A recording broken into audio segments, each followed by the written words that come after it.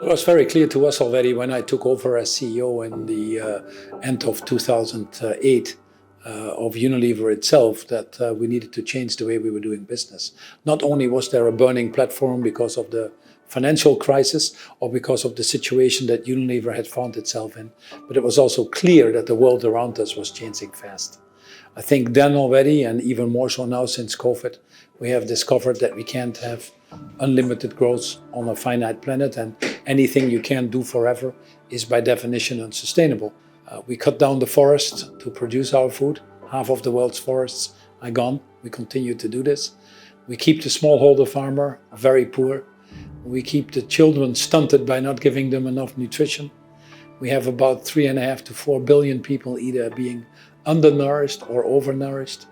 And then we waste about 30 to 40% of the food that we produce. So I could not think of a more broken system than our food system. So we set ourselves an objective of having 100% sustainably sourced, of decoupling our growth from environmental impact. But not only that, also to ensure that not only the environmental sides of the food chain were covered, but also the social sides. So commitments of creating 5 million jobs for smallholder farmers, ensuring that we had the balance between males and females in our value chain and had gender parity, ensuring that we had living wages, that human rights standards were being adhered to. And what we found was, because we increasingly moved to this sustainable sourcing that required these partnerships through the value chain, that required investments in relationships, resilience, etc., that now that we deal with COVID, that we deal with the effects of climate change, which are more apparent now than ever, that our value chain is actually more resilient.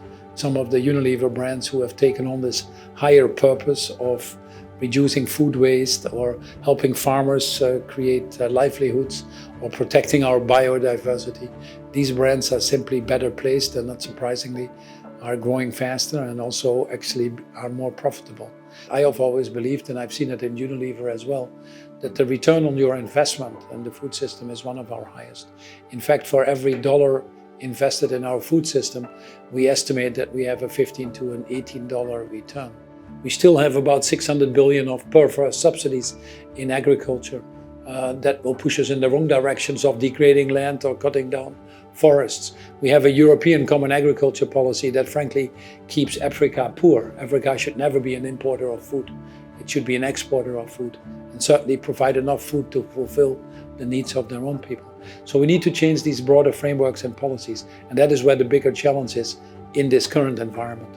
Increasingly, we're trying to address that by bringing these businesses collectively together, as I mentioned, and help to de-risk the political process.